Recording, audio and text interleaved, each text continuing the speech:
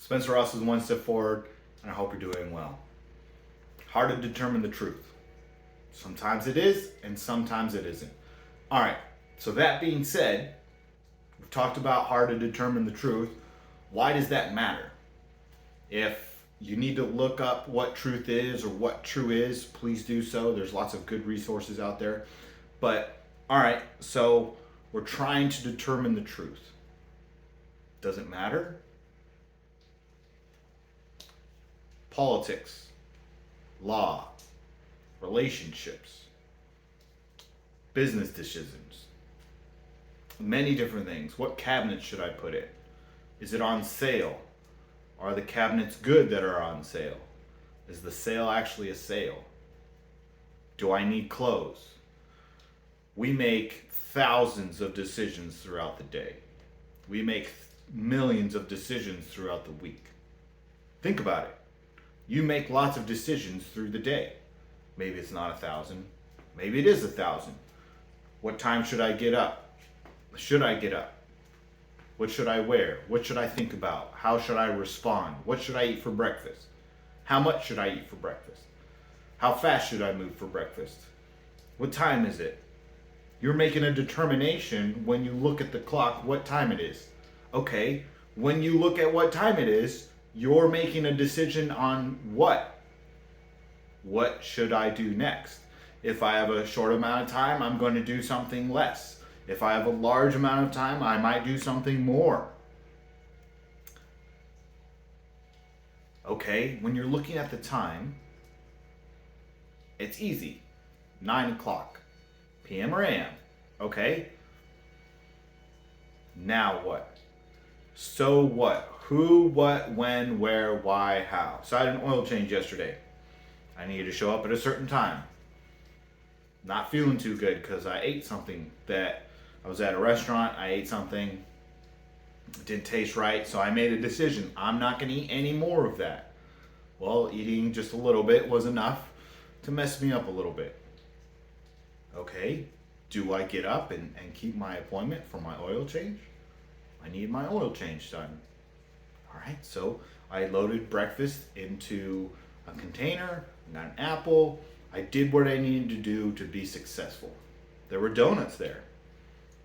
I looked at the donuts and I said, I'm glad I brought my breakfast. I could have eaten it before, but I didn't wake up on time because I didn't feel good.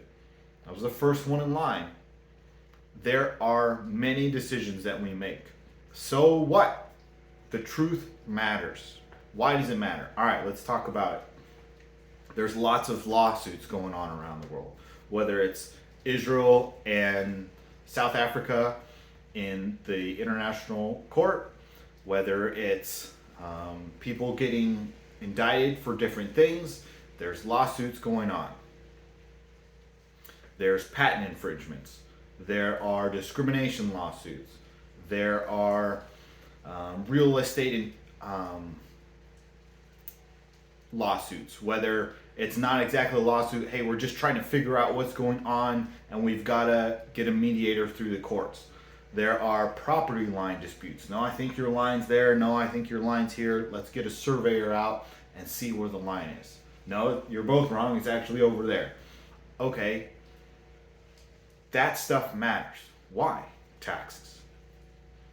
Okay, let's say you have a farm and your property line's a little bit off and now you owe more taxes or you owe less taxes. So you get some of that money back. Tax season in America is coming up. People are starting to get their tax refund. Those numbers matter. It will impact how you live this year. Maybe you're getting a bigger tax return. So maybe you change numbers on your deductions. So you're getting a bigger tax return. Okay, you can fix your car now. You can paint the house. Whatever it may be, those facts, those truths have impacts. And those impacts change how we respond to things. Okay, so I am a business, right? You are a business.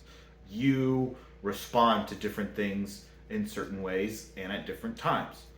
For someone, maybe you say yes. For another person, same exact thing, you say no.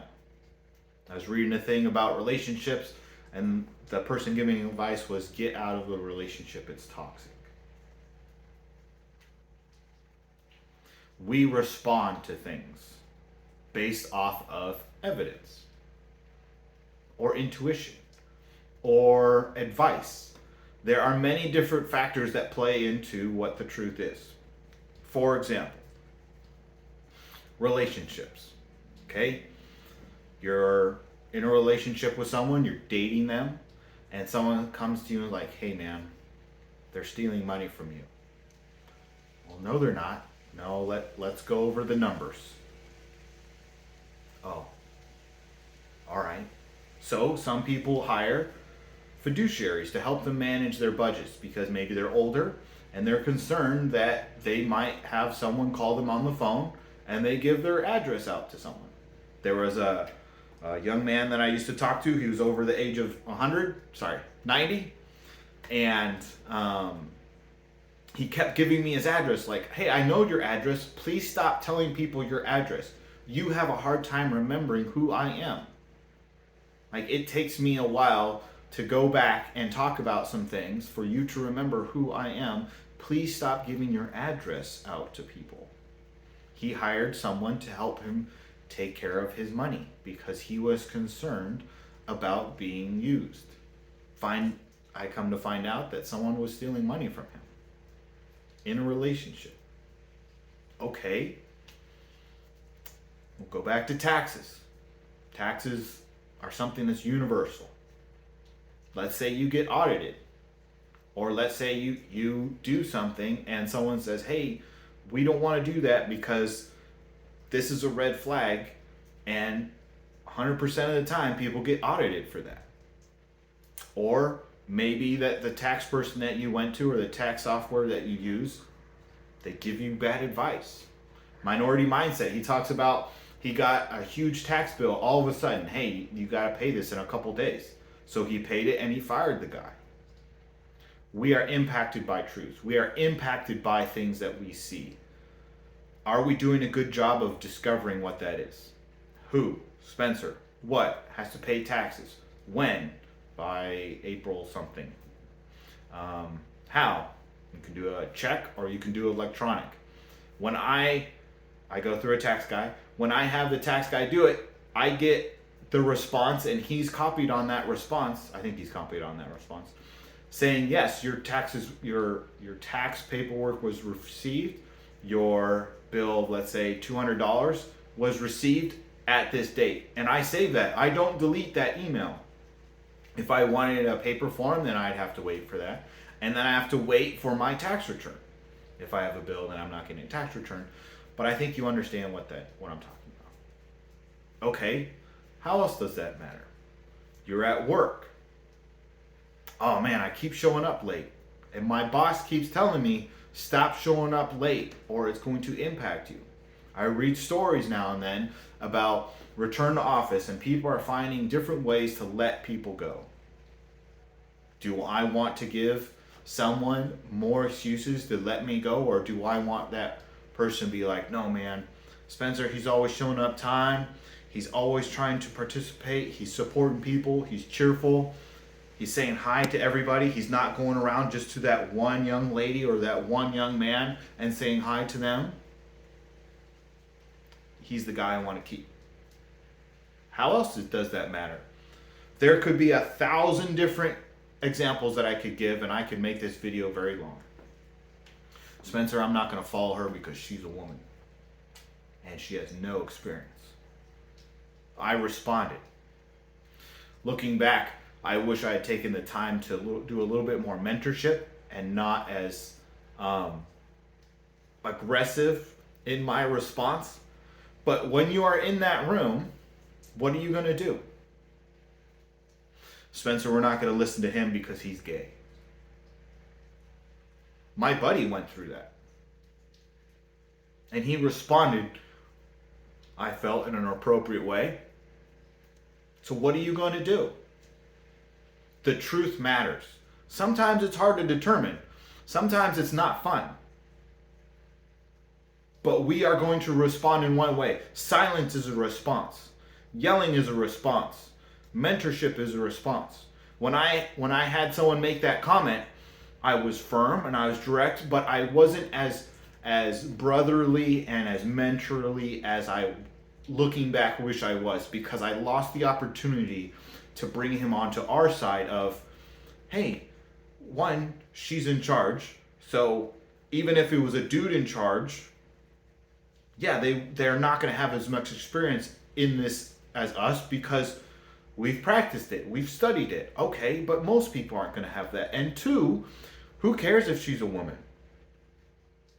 I missed that opportunity. So the truth is, someone said something dumb. I missed the opportunity to mentor them, to bring them on our side, so that later, when it actually happens, he's like, yeah, I'm going to support her. Even though she doesn't have as much experience as me, I can come over there and I can help her out. And who cares what her gender is? The truth matters. It really does matter. How you determine it matters. How you come to that conclusion matters. The appropriate conclusion matters. When you go through this week and you're thinking about determining the truth, maybe you don't watch this video a second time. Maybe you watch it once, like, man, Spencer's videos are bad. I'm going to watch another video that gives me more value for a shorter amount of time. Yes, go do that. I wrote a book. There are other good books out there. How to Turn the Ship Around, and man, I'm missing the other one right now. The truth matters. How we get to the conclusion matters. How we can help other people get to that conclusion matters. Are we taking that step and being bold and saying something and trying? Good. When we step back 15 years later and we think about it, like, man, I missed that opportunity to mentor him. How am I going to do it the next time?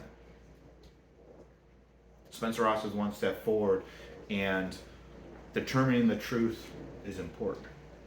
How we get there is important.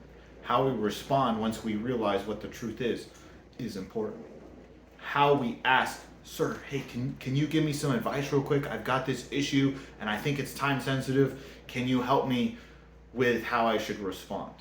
That matters. Who you surround yourself with matters. Who you never deal with again matters. Maybe it's appropriate that you never deal with them again. Maybe you lose that mentorship opportunity. But they're so toxic that someone else needs to mentor them.